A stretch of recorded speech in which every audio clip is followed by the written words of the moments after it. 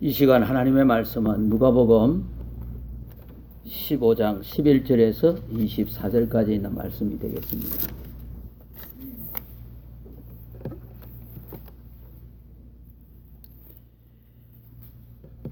누가복음 15장 11절에서 24절까지 말씀을 우리 서로 교독하겠습니다. 제가 한 구절 읽고 여러분 한 구절 읽고 마지막 구절은 다 한 목소리로 읽을 수 있도록 하겠습니다. 제가 먼저 읽습니다. 또 그분께서 이르시되 어떤 사람에게 두 아들이 있었는데 그중에 작은 아들이 자기 아버지에게 이르기를 아버지여 재산 중에서 내게 돌아올 몫을 주소서 하니 아버지가 자기 살림을 그들에게 나누어 주매 그 뒤 며칠이 안 되어 작은 아들이 전부 모아가지고 먼 나라로 가서 거기서 허랑방탕하게 살며 자기 재산을 허비하더니 그가 다 탕진한 뒤에 그 땅에 큰 기결이 들어 그가 비로소 궁핍하게 되리라. 그가 가서 그 나라의 국민 중 하나에게 연합하니 그 사람이 그를 자기의 들로 보내어 돼지를 치게 하리라. 그가 돼지들이 먹는 곡식 껍질로 자기 배를 채우려 하되 아무도 그에게 주지 아니하므로 그제야 그가 정신을 차리고 이르되 내 아버지께는 빵이 풍족하여 나누어 줄 수 있는 품꾼이 얼마나 많은가. 그런데 나는 굶어 죽는구나. 내가 일어나 내 아버지께 가서 그분께 이르기를 아버지 내가 하늘을 대적하여 죄를 짓고 아버지 앞에 죄를 지어사오니 더 이상 아버지의 아들이라 불릴 자격이 없나이다. 나를 아버지의 품꾼 중 하나로 삼아주소서 하리라 하고 일어나서 아버지께로 가니라. 그러나 그가 아직 멀리 떨어져 있을 때에 그의 아버지가 그를 보고 불쌍히 여겨 달려가 그의 목을 껴안고 그에게 입을 맞추매 아들이 그에게 이르되 아버지 내가 하늘에 대적하여 죄를 짓고 아버지의 눈앞에 죄를 지어사오니 더 이상 아버지의 아들이라 불릴 자격이 없나이다 하나 아버지가 그에게 이르되 가장 좋은 옷을 가져다가 그에게 입히고 그의 손에 반지를 끼우고 그의 발에 신을 신기라. 그리고 살찐 송아지를 여기로 끌어와 잡으라. 우리가 먹고 즐기자. 이 내 아들은 죽었다가 다시 살아났으며 그를 잃어버렸다가 찾았노라 하니 그들이 즐거워하기 시작하더라. 아멘. 살아계신 하나님 아버지, 이 하나님의 말씀을 함께 나눕니다. 성령 하나님께서 우리 각자 심령 속에 진리대로 역사해 주시옵소서. 예수님의 이름으로 기도드렸습니다. 아멘. 누가복음 15장 말씀은 세 가지 비유에 대해서 말씀을 하고 있습니다. 첫째 비유는 잃어버려진 양의 비유를 말씀을 하고 있고요. 둘째 비유는 잃어버려진 동전의 비유를 말씀하고 있습니다. 그리고 세 번째 비유는 방금 우리가 함께 말씀을 읽었던 잃어버려진 아들의 비유를 말씀하고 있습니다. 이 세 비유를 통하여서 하나님의 사랑, 하나님의 용서, 하나님의 긍휼, 하나님의 풍요로움에 대해서 말씀을 하고 있습니다. 그래서 오늘 저는 이 본문의 말씀을 가지고 아침 저녁으로 시리즈로 말씀을 나누려고 하는데요. 이 아침 시간에는 실패 앞에서 생각을 바꾸고 행동하라 라는 제목으로 말씀을 함께 나누기를 원합니다. 방금 읽었던 이 하나님의 말씀은 우리가 너무나 잘 알고 있는 말씀 가운데 하나입니다. 그런데 제가 먼저 좀 요약을 해드리면요. 어떤 사람에게 두 아들이 있었는데 그 중에 작은 아들이 아버지에게 먼저 자기에게 물려줄 재산을 달라고 요구를 합니다. 아버지께서 작은 아들의 요구 때문에 큰 아들과 작은 아들에게 각각 재산을 나누어 주게 됩니다. 그러나 작은 아들은 물려받은 재산을 며칠이 안 되어서 다 사가지고 먼 나라로 가게 됩니다. 먼 나라로 간 작은 아들이 허랑방탕하게 살면서 재산을 다 탕진하고 맙니다. 결국 작은 아들은 먹고 살기 위하여서 돼지를 치면서 돼지들이 먹는 음식으로 연명하다가 아버지와 아버지 집이 생각이 나서 자신의 잘못을 뉘우치고 아버지께로 돌아오는 이야기가 오늘 이 아침에 본문의 요약입니다. 우리 인생을 우리 모두가 다 실패하려고 사는 삶은 아닐 겁니다. 모두가 다 자기에게 주어진 삶을 열심히 살면서 성공적인 삶을 살려고 할 겁니다. 그런데 뜻대로 잘 안 되는 것이 우리 인생사라는 것은 이미 여러분들이 나이가 많든 적든 살아왔 경험을 통하여서 잘 알 수가 있습니다. 그런데 실패하는 사람은 자세히 보면 실패의 원인이 있습니다. 오늘 이 아침에 저는 이 작은 아들이 어떻게 해서 실패했는가, 실패의 원인을 한 4가지로 여러분들과 함께 살펴보고, 그리고 그 실패로 그냥 끝나게 하는 것이 아니고 그 실패 앞에서 새롭게 축복이 시작이 된다는 것을 오늘 이 아침에 말씀을 나누어 드리려고 합니다. 자, 먼저 우리가 작은 아들의 실패의 그 요인을 한번 살펴보려고 하는데요. 그냥 제가 조금 순화시켜서 실패라고 했지만은 어떻게 좀 극단적으로 이야기하면 이 작은 아들의 삶은 몰락해가는 과정을 우리에게 보여주고 있습니다. 자, 어떻게 지금 현재 이 작은 아들이 몰락해 가고 있는가 하는 것을 우리가 순서를 보면 좀 알 수가 있는데요. 첫째로 여기 이 작은 아들은 아버지보다는 재산에 관심을 더 많이 가졌다 하는 것입니다. 그 말은 무슨 말이냐면은 삶의 방향이 잘못되어졌다 하는 것입니다. 작은 아들은 삶의 목표를 어디에 두었느냐 하면 아버지보다는 물질에 목표를 두었다는 것입니다. 그런데 물질은 우리가 살아가면서 없어서 안 되는 거예요. 꼭 필요한 것입니다. 그래서 요즘 왜 그래 우리 목사님께서 자꾸 물질에 대해서 이야기를 많이 하는가. 근데 여러분들 정말 물질을 얻기를 원하면 물질 그 자체의 목표를 두면은 절대 물질이 도망을 가게 돼 있어요. 그래서 우리 예수 믿는 사람들은 적어도 우리의 목표가 물질이 아니고 하나님 아버지께 있어야 된다는 사실인 겁니다. 전도서에 있는 말씀을 보게 되면요, 전도서 10장 19절에 솔로몬이 온갖 부귀영화를 다 누렸지 않습니까?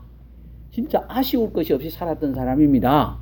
그런 사람이 참 자기가 추구했던 것이 헛되도 다 이렇게 고백을 하고 있습니다.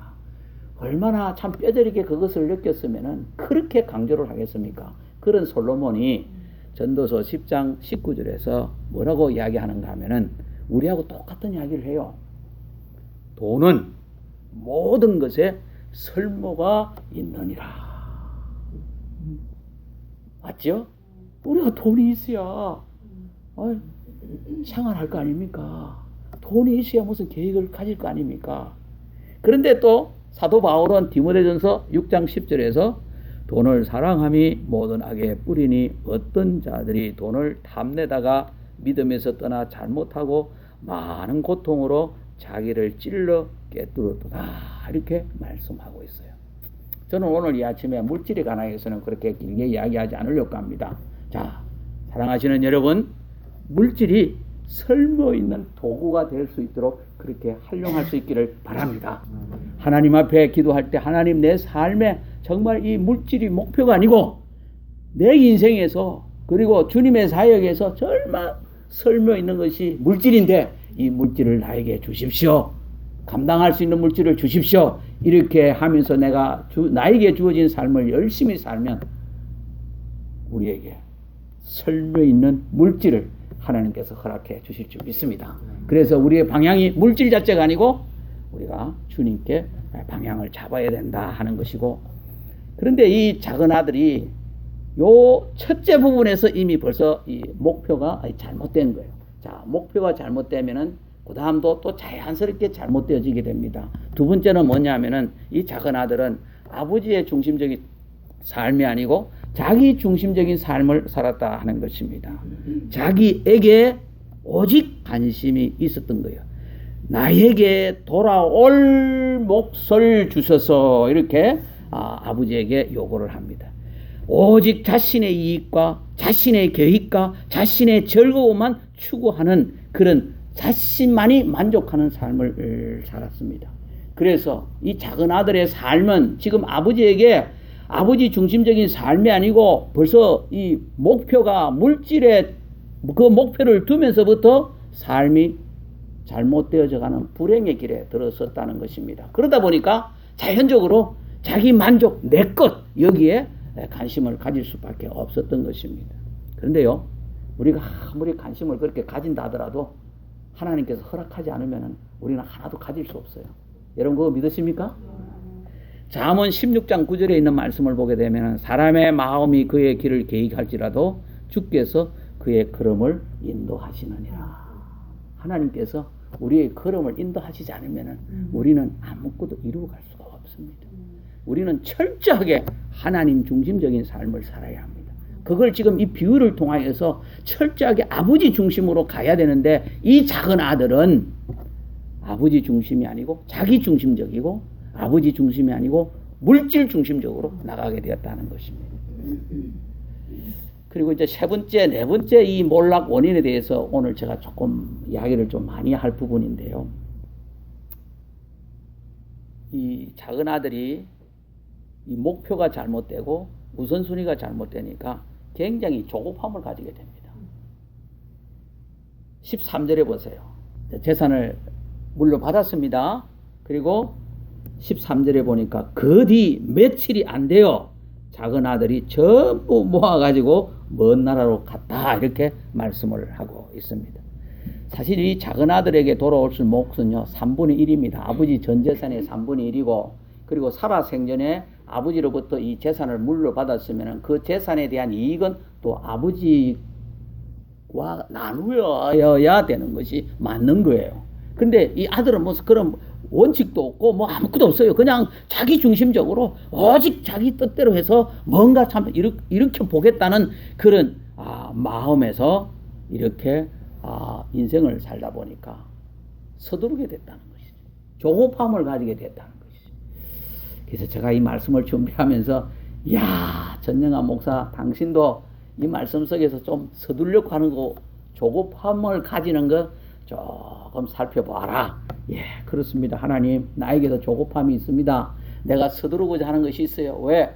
지금 이제 여기 교회 와서 이렇게 보니까, 이 참 교회가 참 우리 형제 자매님들, 귀한 자매님들, 참 좋은 자매님들인데, 어떻게 하든지 빨리 좀 교회가 좀 부흥되고 싶은 마음이 저로서는 어찌 없겠습니까? 그래서 뭔가 이게 지금 급한 거야, 저도. 이 조급함이 저에게 있었습니다. 우리 다 있죠? 목사님만 조급하셨군요. 우리는 안 그랬어요. 그러면은 여러분들 아니야 그거는 다 조급함이 있었을 겁니다. 그런데 조급함은 실패할 수 있다는 사실을 우리가 기억해야 됩니다. 왜? 이 작은 아들을 통하여서 우리에게 가르쳐주고 있습니다. 우리의 진로, 우리의 신앙, 우리의 모든 것 너무 서두르지 말라는 것입니다. 조급하게 서두르면은 잘못되기 쉽다는 것이죠. 여기 이 둘째 아들은요, 재산을 분배받는데도 조급했어요. 가만히 있으면 아버지께서 알아서 다 해가줄 텐데, 그리고 가만히 있으면 아버지께서 알아서 줄 때 그때 물러받아가지고 관리만 잘해도 얼마든지 잘 살 수가 있을 텐데 조급하게 함으로 말미암아 결론은 이미 우리가 알고 있잖아요. 망했잖아요. 작은 아들은 재산을 분배받는데도 조급했지만 재산을 처분하는데도 조급했어요. 아버지한테 물려받은 재산을 어떻게 했습니까? 며칠 안 돼가지고 이거 후닥닥 팔아치우고 지금 이제 먼 나라로 간 겁니다. 그리고 허랑방탕하고 다 탕진했다 그랬습니다. 여기 이 작은 아들은 재산을 분배받는데도 조급했을 뿐만 아니라 재산을 처분하는데도 조급했고 재산을 사용하는데도 조급했습니다. 우리 인생은 말입니다. 내가 급하게 서두른다고 해서 이루어지는 것이 아니에요. 차곡차곡 하나하나씩 우리가 이루어가는 인내도 필요하고 기다림도 필요할 줄 믿습니다. 사랑하시는 여러분, 적어도 우리의 신앙생활에 주어진 시간이 있습니다. 어떤 걸까요? 저는 한번 생각해 봤습니다. 내가 뭘 거창하게 살려고 하는 것이 아니고 내가 지금 이제 저는 목사님은 뭐 주님의 사역 아닙니까? 한마음 침례교회. 그 좀 주님의 사역에 좀 널쩍하게 이야기하시면 안 좋습니까? 그러나 그렇게 지금 추상적으로 이야기할 때가 아닙니다. 왜? 우리는 한마음 침례교회를 섬기고 있습니다. 저는 한마음 침례교회 담임을 맡고 있고요. 한마음 침례교회 우리 오집사님과 이집사님, 집사님들이고요. 여러분들은 한마음 침례교회 성도입니다. 그리고 한마음 침례교회 일꾼들입니다. 이 땅에는 많은 교회가 있습니다. 오렌지 카운티만 하더라도 엄청난 교회가 있습니다. 그렇기 때문에 우리는 추상적으로 생각할 그럴 겨를이 없어요. 정확하게 기도를 해도 정확하게 구체적으로 기도하면서 우리가 해야 할 것이 무엇인가를 우리는 생각하고 그리고 한 발자국 한 발자국 가야 된다고 여겨집니다. 사랑하시는 여러분, 우리에게 주일 아침 11시 예배가 있습니다. 여러분들 다 인정하시고 여기 다 모여 있습니다. 그리고 우리에게는 주일 오후 2시 예배가 있어요. 그리고 우리에게는 수요일 저녁 8시 예배가 있습니다. 그리고 또 어떤 분들은 형편이 되시는 분들은 목요일날 와가지고 저와 함께 사무실에서 성경 공부를 합니다. 또 어떤 분들은 집에서 성경 읽고 기도하고 또 어떤 분들은 기도하고 성경 읽고 그리고 주변에 계신 분들에게 하나님의 말씀으로 건면하기도 하고 그렇게 생활하십니다. 적어도 이 일에 충성스럽게 한다는 것, 이 일에 함께 동참해 간다는 것이 무엇이냐? 우리가 차곡차곡 하나씩 이루고 가는 것이다 하는 것입니다. 자, 그걸 그러면 차곡차곡 이루고 가기 위하여서 우리가 어떻게 해야 될 것인가? 그걸 마지막 결론 부분에 제가 말씀을 드리려고 하는데요. 우선 우리가 조급하면 안 된다. 조급하면 안 된다. 자, 이스라엘 백성들이요, 요단강을 건넜습니다. 요단강을 건넌 것은 하나님께서 적과 꿀이 흐르는 가나안 땅을 차지하기 위하여서 요단강을 건넜어요. 그 요단강은 반드시 건너야 됩니다. 그러면 요단강만 건너면 끝나느냐? 아니에요. 요단강을 건너고 나면은 딱 뭐가 보이는가 하면 여리고성이 딱 보이는 거예요. 그 여리고성은 통과하지 않으면은 가나안 땅을 밟을 수가 없습니다. 그런데 여리고를 반드시 통과해야만이 가나안 땅을 밟을 수가 있는데 급하다고 해서 여호수아가 백성들을 막 몰아치면서 지금 여리고를 공격했느냐? 그게 아니다는 것이죠. 참 그 여호수아서 말씀을 읽어보게 되면은 여호수아가 여리고성을 바라보면서 뭘 했느냐? 하나님께서 할례를 베풀어라 그랬습니다. 할례가 뭔 줄 아시죠? 예? 할례를 베풀기 위하여서 그 당시에 뭐 오늘날 같이 뭐 예리탄 칼들이 뭐 있어봐야 얼마나 있었겠어요. 뭐 준비했다 하더라도 그게 한번 상상을 해보십시오. 남자의 신체의 일부를 갖고 내가 이야기할게요. 그냥 일부를 칼로 떼내가지고 거기 그 할례를 하고 난 다음에 그게 아물어서 전쟁을 하기까지의 시간은 얼마나 걸리겠습니까? 하나님께서 요단강을 건너오게 한 다음에 이스라엘 백성들에게 첫 번째 길갈에서 진을 치면서 하게 했던 것이 할례를 베푸는 것이었습니다. 그리고 그들이 아무것도 움직일 수 없는 가운데에서 무엇을 했겠습니까? 여리고성을 바라보게 한 겁니다. 여리고성을 바라보고 또 바라보고 또 바라보고 아무리 바라봐도 자기들이 할 수 없다 하는 것을 깨달았습니다. 그랬을 때 하나님께서 여호수아에게 이야기했습니다. 여리고성을 하루에 한 바퀴씩 여세 동안 돌아라. 그리고 그때 수양의 뿔 나팔을 돌 때에 하루에 한 바퀴 돌 때 한 번 불러라. 그리고 7일째 마지막 날은 7바퀴를 돌아라. 그러면 7바퀴 나팔 소리가 나는 겁니다. 그때 6일 동안에는 나팔 소리만 나고 너희 백성들이 입을 딱 다물고 침묵하는 가운데에서 돌아라. 그리고 7째 되는 날 7바퀴를 돌면서 나팔 소리가 딱 끝날 때 그때 내가 소리 질러라 했을 때에 함성을 내라. 그러면은 여리고성이 와르륵 무너질 것이다. 여호수아는 그렇게 준비시켰습니다.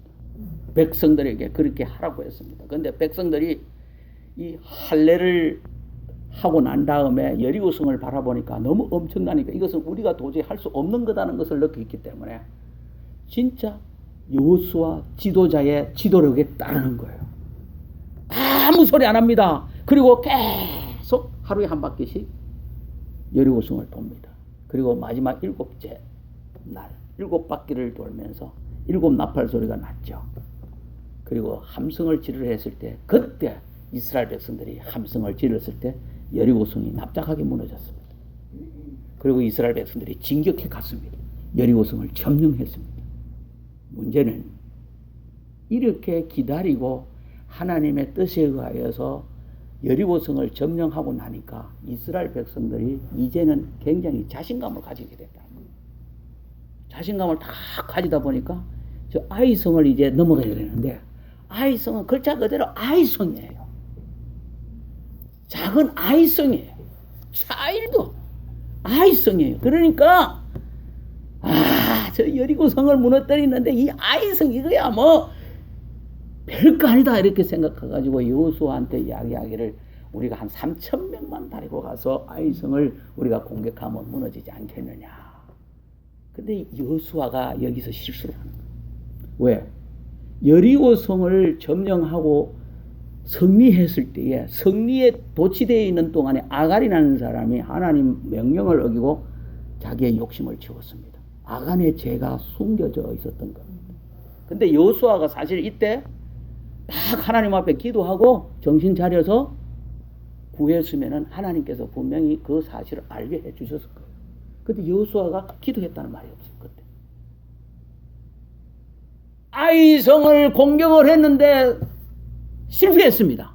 그제서 여호수아가 하나님 어쩐 일입니까? 여리고성을 점령하게 해놓고 어떻게 이 아이성에서 우리를 패배하게 합니까? 다른 이방 민족들이 우리를 보면서 뭐라 하겠습니까? 하나님께서 우리를 떠났다라고 이야기하지 않겠습니까? 왜 우리를 요단강 건너가게 했습니까? 여호수아가 막 이렇게 하나님 앞에 불평하는 거예요.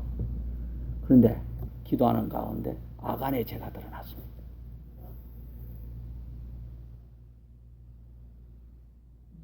사랑하시는 여러분, 지도자 한 사람의 조급함은 이렇게 엄청난 실패를 가져옵니다. 우리가 인생을 살아가면서 서두르고 조급한 것이 이를 그르칠 수 있다는 사실을 기억해야 합니다. 이 작은 아들은 아버지 자체로서 만족하면서 때를 기다려야 되는데 그러지를 못했습니다. 그래서 아버지를 떠나서 그 조급함 때문에 결국은 몰락의 길로 걸어가고 있었다는 것입니다. 사랑하시는 여러분, 우리의 삶의 현장에서 우리가 성공하기를 원합니까? 우리가 정말 성공하기를 원한다면 내 목표가 분명히 하나님의 아버지 그리고 믿음이 되어야 될 줄 믿습니다. 그리고 내 중심적인 것이 아니고 주님 중심적인 삶이 되어야 될 줄 믿습니다. 그렇다면은 우리가 서두르지 말고 차근차근 할 수 있는 것을 해 나갈 때에 하나님께서 우리에게 성공이라는 것을 선물로 주실 줄 믿습니다. 뿐만 아니라 마지막으로 이 작은 아들이 몰락해 갈 때에 그 몰락의 원인을 보게 되면 방종한 생활이다 하는 것입니다. 13절에 있는 말씀을 보게 되면 거기서 허랑방탕하게 살며 자기 재산을 허비하더니 이렇게 말씀했습니다. 방종한 생활을 했다. 제가 이걸 한번 찾아봤어요. 제가 오늘 탕자라는 말을 잘 안 씁니다. 그죠? 왜? 성경에 있는 대로 큰 아들가 있었고 작은 아들이 있었는데 작은 아들이 지금 현재 몰락의 길을 가고 있습니다. 이 몰락의 길을 가고 있는 사람을 탕자라고 합니다. 방탕하게 사는 사람을 탕자라고 그러죠.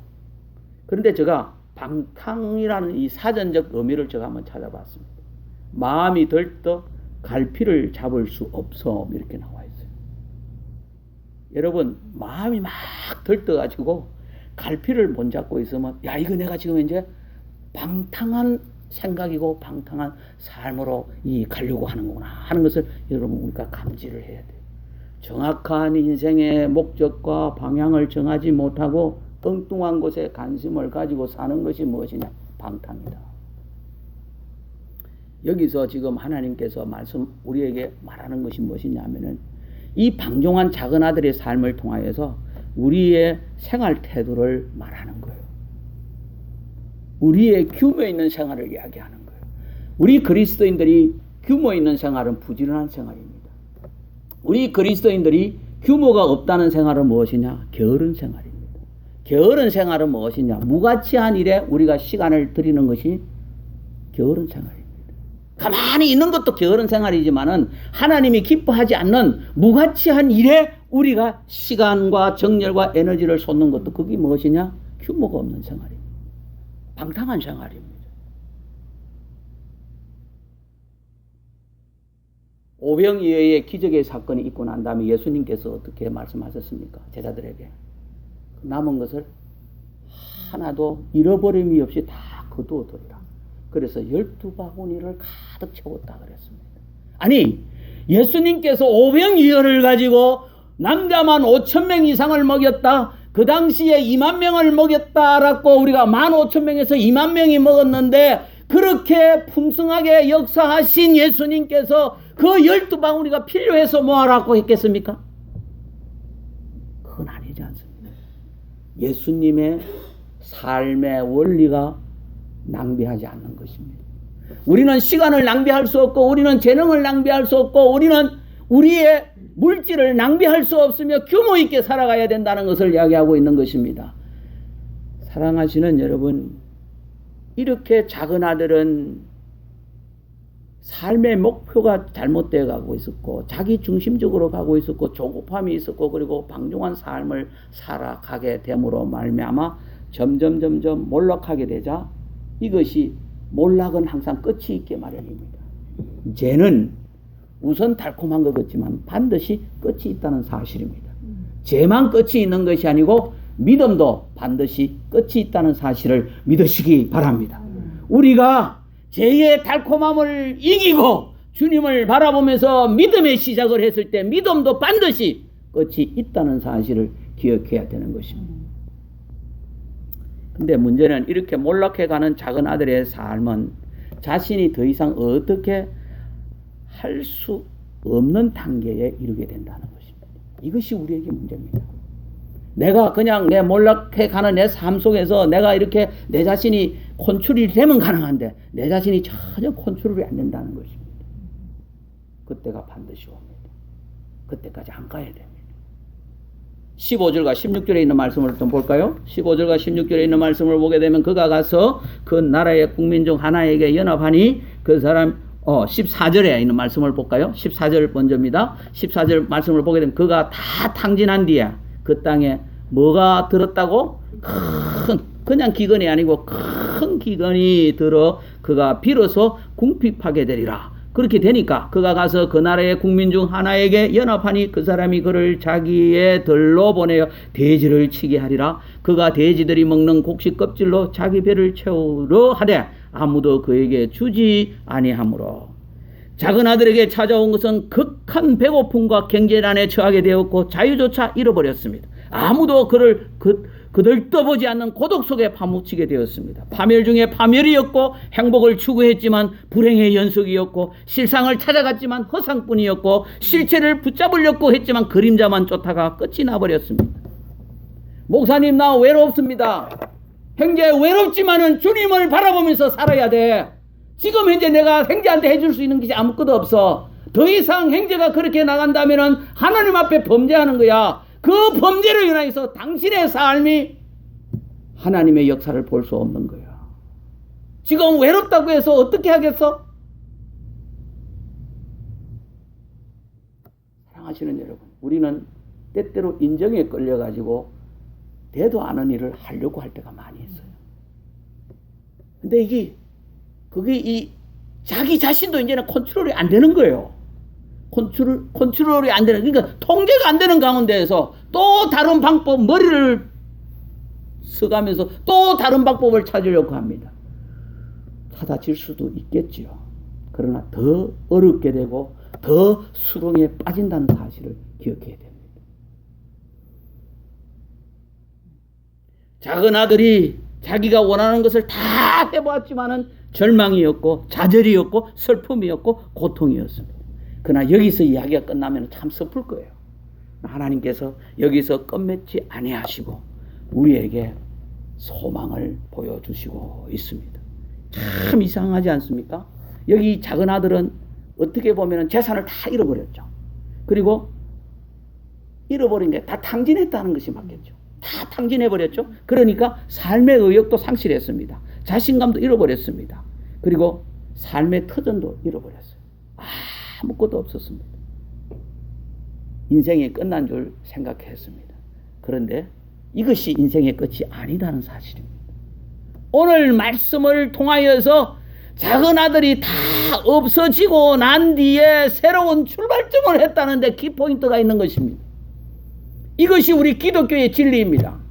이것이 우리 예수 믿는 사람들에게 찾아오는 새로운 소망임을 믿을 수 있기를 바랍니다. 왜 예수를 믿느냐? 세상 사람들은 다 없어졌다 하면은 끝이 났다라고 생각하는데 아니요. 내가 다 없어졌다라고 실망하고 좌절하고 아무 희망이 안 보일 때 우리는 다시 예수 그리스도 안에서 시작할 수 있다는 것입니다.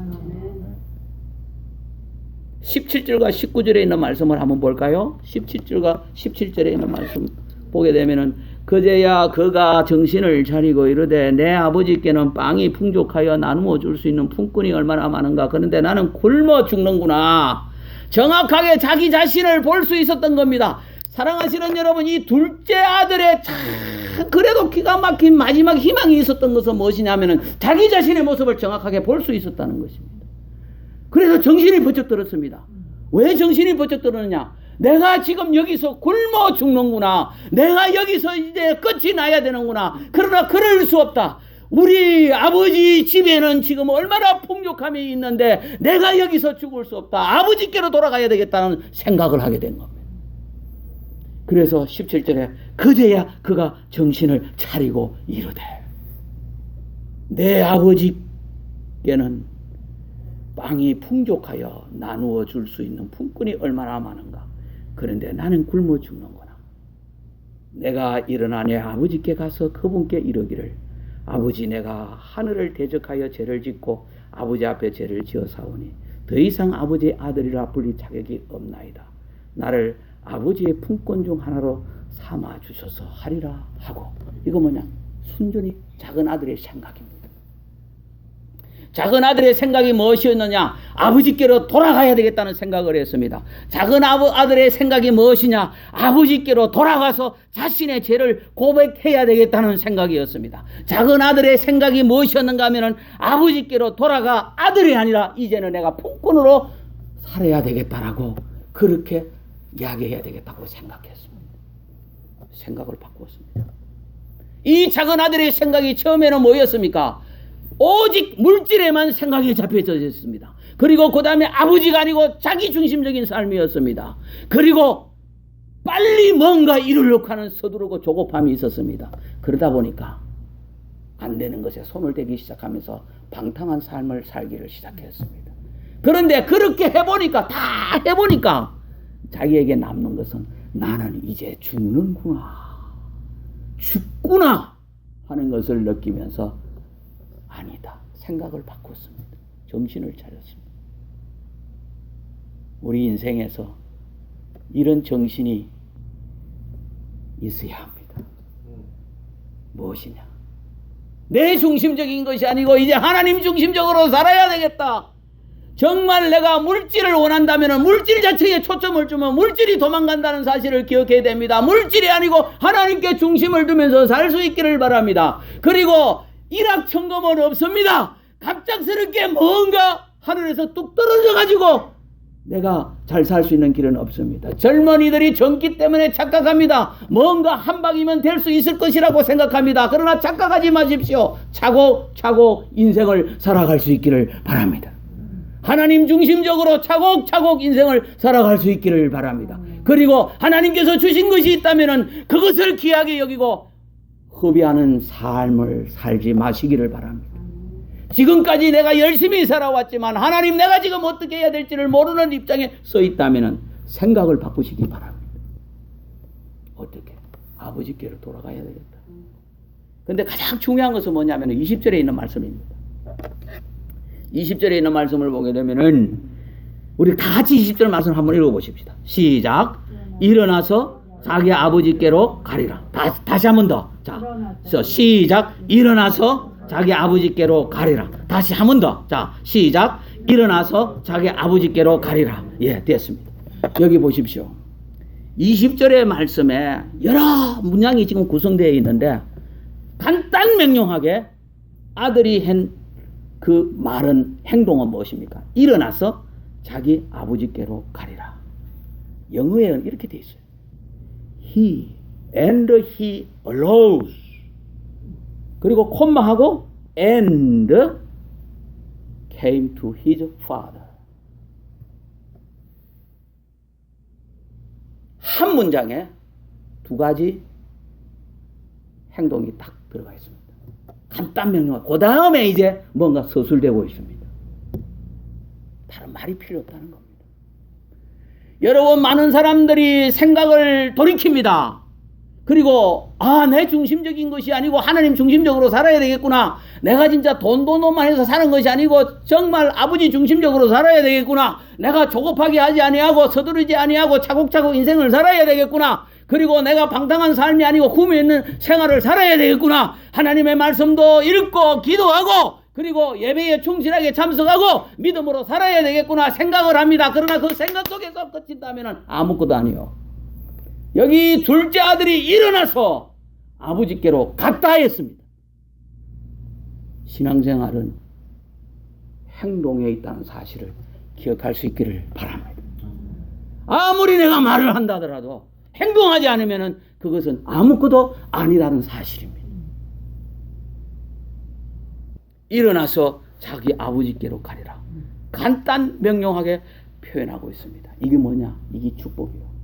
이것이 새 출발입니다. 생각이 행동으로 옮겨졌습니다. 작은 아들의 행복은 멀리 있는 것이 아니었습니다.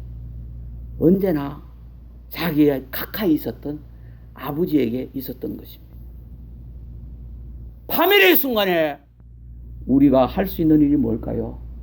주님 앞에 부르짖는 겁니다. 하나님, 내가 잘못했습니다. 용서해 주십시오. 부르짖고 난 다음에 하나님 앞에 자백하고 회개하고 난 다음에 우리의 삶의 현장이 어떻게 돼야 됩니까? 회개하고 자복했다면은 내 삶의 방향을 터내서 하나님을 향하여서 하나님 중심적인 삶을 살아야 될 줄 믿습니다.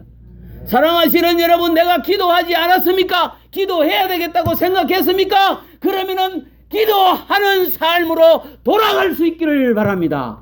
내가 아침 예배만 참석하고 오후 예배, 수요일 예배도 우리가 맡으렸습니까? 그러면은 단순한 겁니다. 사랑하시는 여러분, 생각 속에서 끝이지 말고 다시 주님께로 돌아가는 오후 예배도 참석하는 행동으로 돌아갈 수 있기를 바랍니다. 3일 저녁 예배에도 돌아갈 수 있는 그런 행동이 있기를 바랍니다. 그렇게 안 하려고 하시는 분, 아멘도 안 하고 그냥 가만히. 여러분, 제가 이 강단에서 서서 말씀을 외칠 때 우리 다 함께 살자고 외치는 겁니다. 말이 아니고 신앙은 행동입니다. 말은 소용이 없습니다. 말이 아니고 행동, 저도 마찬가지입니다. 지도자가 무능한 지도자, 위선자, 말만 하는 사람이 무능하고 위선자 아닙니까? 지난 목요일부터 왠지 마음이 편안하지를 않아요. 왜 그럴까? 왜 그럴까? 하나님, 우리 교회 성도들이 무슨 일을 당하고 있습니까? 아니면 내가 너무 지나치게 걱정을 하고 있는 겁니까? 왜 이렇습니까? 왜 이렇습니까? 근데 그런 마음이 들 때 내가 할 수 있는 것이 뭐겠어요? 하나님의 말씀을 읽습니다. 그리고 그 말씀을 붙잡고 제가 기도하는 겁니다. 하나님, 아무리 봐도 제가 기도가 부족했고 말씀이 부족해요. 사랑하는 성도들이 지금 무슨 일을 당하고 있습니까? 하나님, 제가 일일이 다 지금 어떻게 할 수가 없습니다. 그러나 주님께서 지켜주시고 보호해 주시고 저들이 말씀에 비껴나가 있다면 말씀 속에 있게 하옵소서. 저들이 지금 현재 내가 어떻게 할 수 없는 상황에 놓여져 있다면 주님의 보호한 가운데서 저들이 바로 설 수 있도록 해주십시오. 사랑하시는 여러분, 우리는 우리 마음대로 하려고 하는 것이 가지고 있잖아요. 그런데 그 자유를 이 작은 아들은 방종으로 결론을 맺었습니다.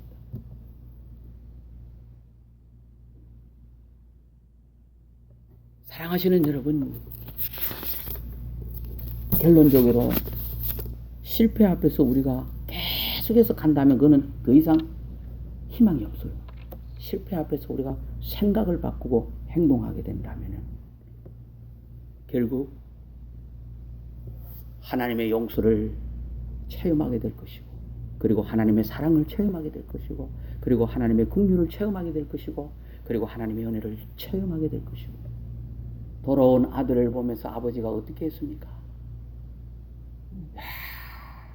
기뻐가지고 껴안고 허그를 하면서 가장 좋은 옷을 입혀라. 그 당시 유대사회에서 집안에 가장 높은 분이 올 때에 그렇게 했다고 그래요.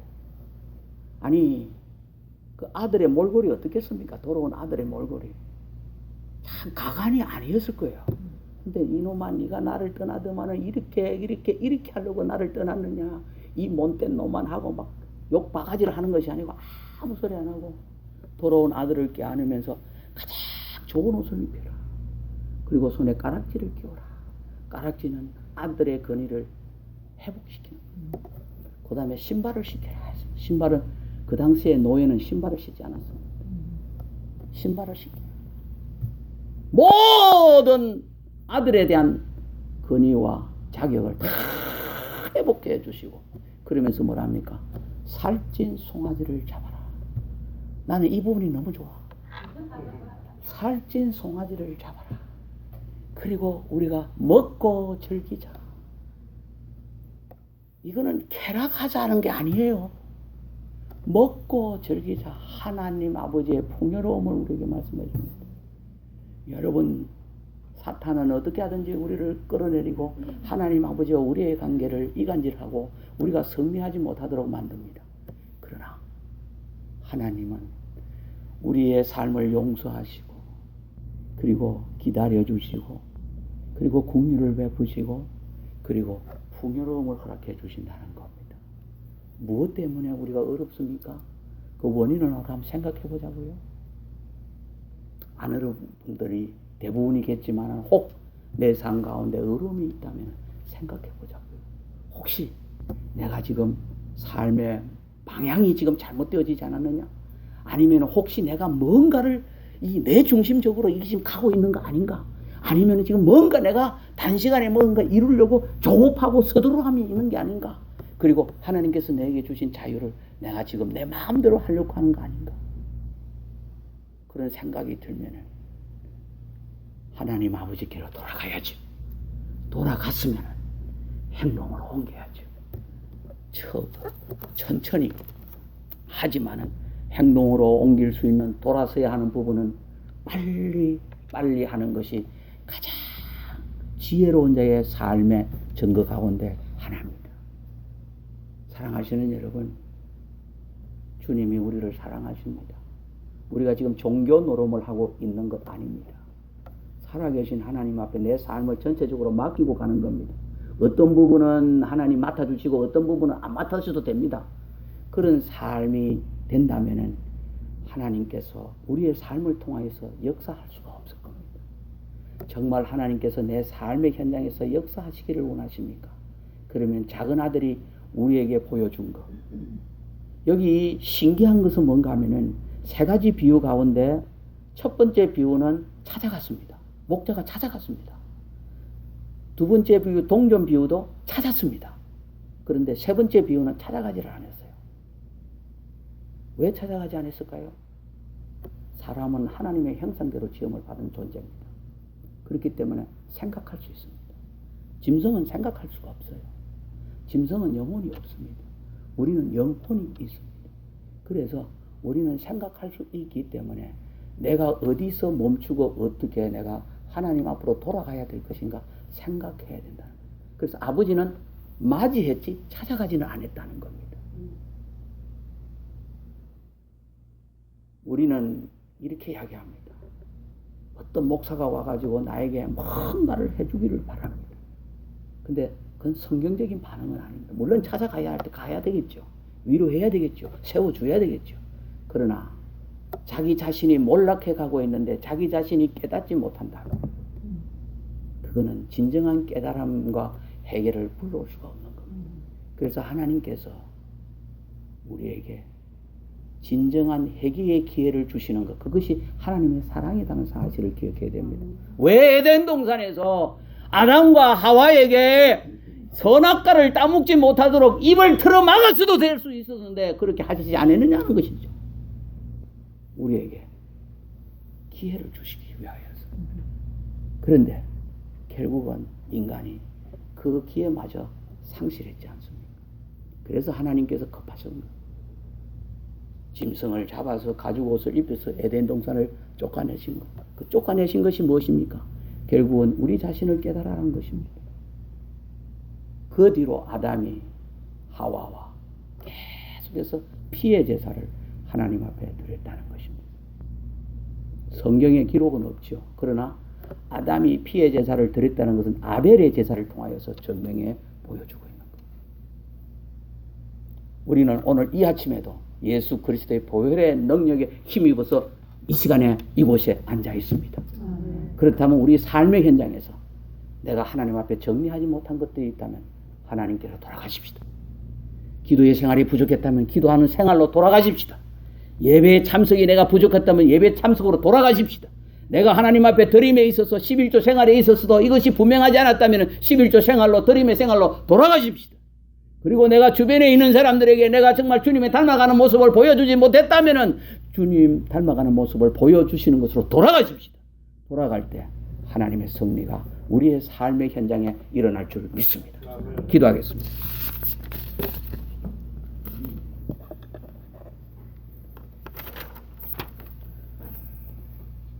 조용하게 피아노가 반주될 때에 사랑하시는 여러분, 우리가 이 아침에 하나님의 말씀을 들었습니다. 이제 우리가 반응해야 할 차례입니다.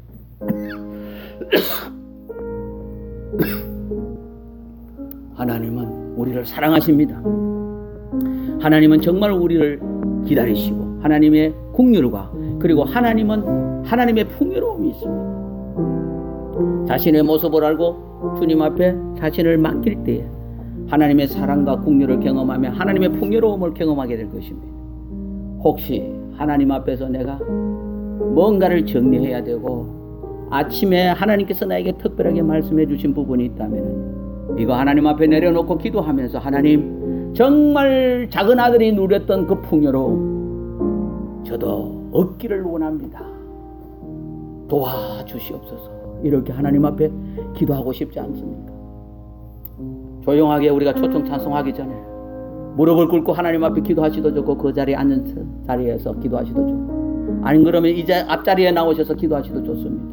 피아노가 반주될 때 여러분 결단을 주님 앞에 보이면서 기도할 수 있는 시간이 될 수 있기를 바랍니다. 아멘. 그렇게 하십시오. 주님께서 여러분의 마음을 보시고 받아주실 것입니다. 정말 주여 내가 내 중심적으로 살았던 부분 내가 고백합니다. 주님 내 중심적인 것이 아니고 주님 중심적이고 주님께서 나에게 베푸실 긍휼과 사랑과 풍요로움이 있는데 이 작은 아들이 누렸던 것 제가 누리기를 원합니다. 일어나서 아버지께로 돌아갔듯이 정말 생각을 바꾸고 행동하는 믿음의 사람이 되겠습니다. 결단할 수 있는 시간이 될 수 있기를 바랍니다. 그렇게 하십시오.